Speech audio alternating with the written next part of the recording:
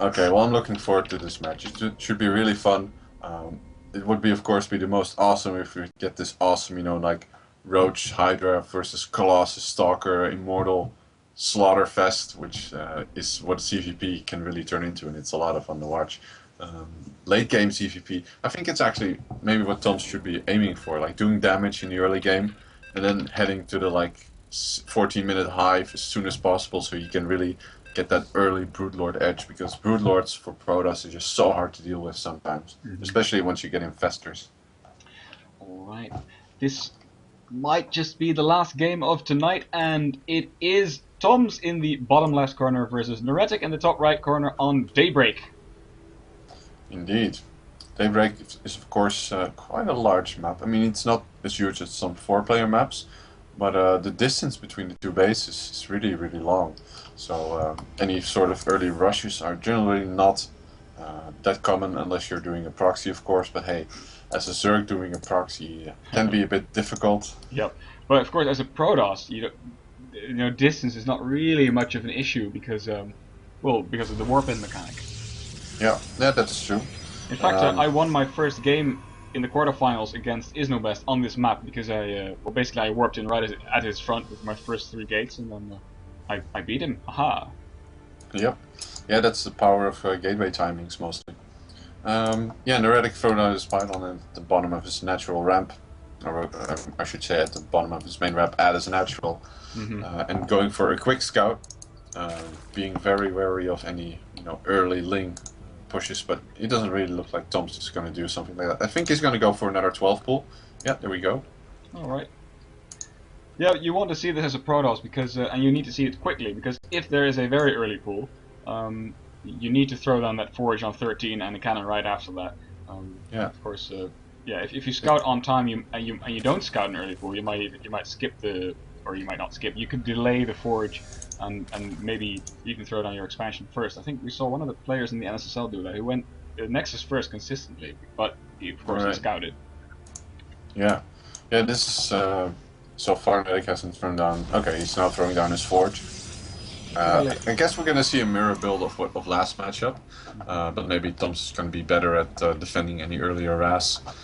Because, whoa, those +1 zealots, man. Those did so much hurt. Yeah, that was terrible. Lots of damage. Terrible damage.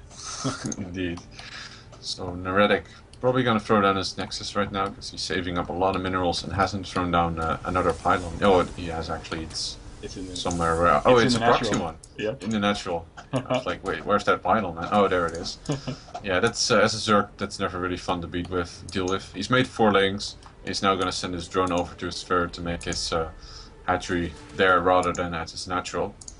Yep. But we see the probe from Neretic hiding behind the shadowy bushes up there, and he actually did pass by that 3rd base location earlier to see if there was a 3rd base up already, and I wager that he'll send that drone back again in the near future to see if Thoms took his 3rd.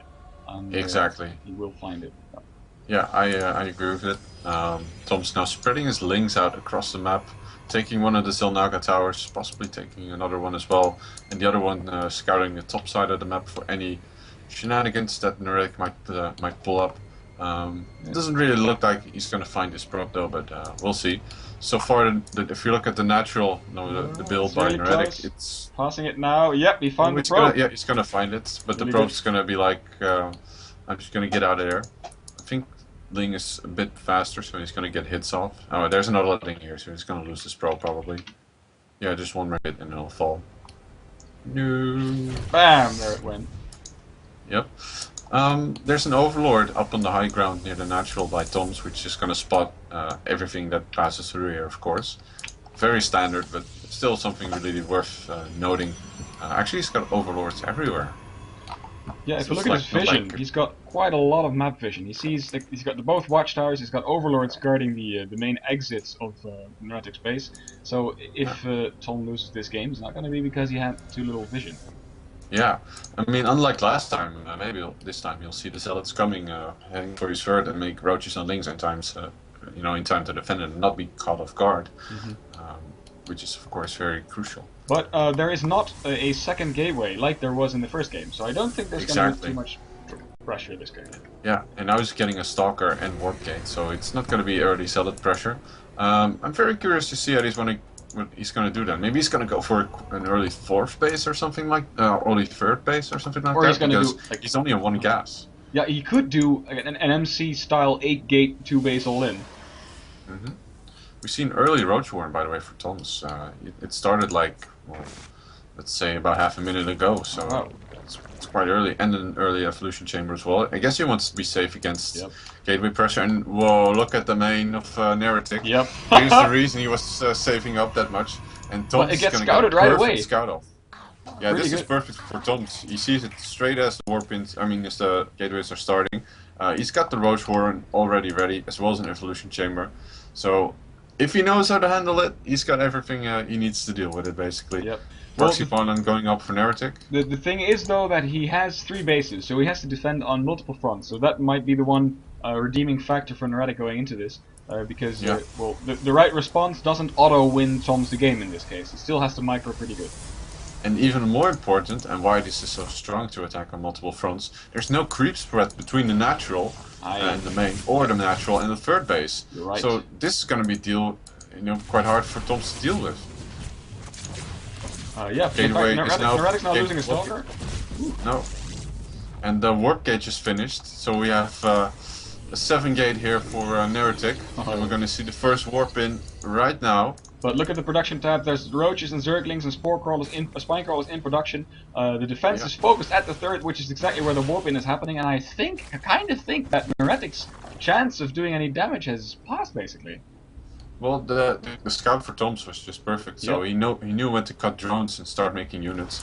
The sensible things for Neretic right now is to throw down another proxy pylon indeed, and just try to deny as much vision for Thoms as possible, taking out the Overlord and the Ling, so he doesn't really see what's going on, and now try to micro against these roaches. But he's gonna lose this proxy pylon, and wow, yeah, this is doing a really good job here, Thoms. Yeah, this is great. Do you think that Neretic should just abandon this attack and start, probing up, getting an expansion, or do you think At this point, it's almost already GG, because Thoms has already defended so well against look at the this. supply lead, by the way. That's double the supply for Thoms. Exactly. I mean, look at the income tab. It's almost equal. Zerk is a bit ahead, but it takes very little for Zerk to get much more ahead, because he needs like 2 to 3 injects and another round of drones, and he'll be ahead 15 drones easily. He's And now restarted he has droning. map control. Yep, he started. Oh, look at the proxy pylons for Neretic. He's gonna lose these stalkers and these zealots because they're, well, abandoned basically. Ooh, bad news for Neretic. Yeah. Wow. Keep in mind that both players are actually quite low on tech. I mean, roaches are good at mid-tier, but you need upgrades. And at this point, Neretic is only just finishing up his Robo Bay. He's also got a lot of Chrono Boost saved up, so he never really committed to this all-in, to this 7 gate, but it's still, But what's he's the still follow-up? behind. What's the follow-up? Yeah, that's a good point. Well, you see him making an Immortal, which is actually the main follow-up. You could also go for Templar, but that's risky without proper splash damage. But he's only now saturating his natural. He had lots Yeah, of why did he pull those probes? I'm not sure what happened there. Oh, he pulled them. Or- Oh, I didn't see that. Oh, he's Yeah, throwing out but his he second pulled robo. Ooh, double Robo all the way. Yeah. He sees the Immortal though, so he knows Neretic is going for, for some sort of Robo Bay, and he actually makes a Spore Crawler, which I don't really get. Maybe against Warp Prisms? I'm a bit confused. Not sure about that. Maybe to catch the stray observer, but yeah, they wouldn't really commit to his spore crawlers for that. He's now getting his 5th and 6th gases. Actually, he hasn't saturated the gases in his natural yet. I think that's something we saw in the earlier game as well. And he's making an infestation pit, so and his gas income is actually lower than his opponent. So if he saturates this, he needs to saturate those for the for the investor play if he wants to make it work. But still, Neretic is in a tough spot at this point. He really needs the Immortals to properly deal with the roaches, so that's why he got double Robo. Colossus is generally a better idea, but yeah, he's in such a tough spot. I think the only chance he really has is to go for a third base anyway. Yep, he needs an expansion pretty quickly too. If we the Overseer just barely escaping with 7 hit points. But if we look at the mineral count, the mineral patches in his main are running really low, and as soon as they run out, that might be then it might be too late to grab a third because you need something to back up that expansion. Oh, there we go. A third getting denied by a Zergling and a Roach. But Probe having a bad time at work. He's probably gonna file a complaint. But Neretic now moving down the ramp with a lot of stalkers and his immortals. And maybe he shouldn't have done that. Maybe he shouldn't have shown his army to his opponent like that. Like, okay, I have 2 immortals. What you got?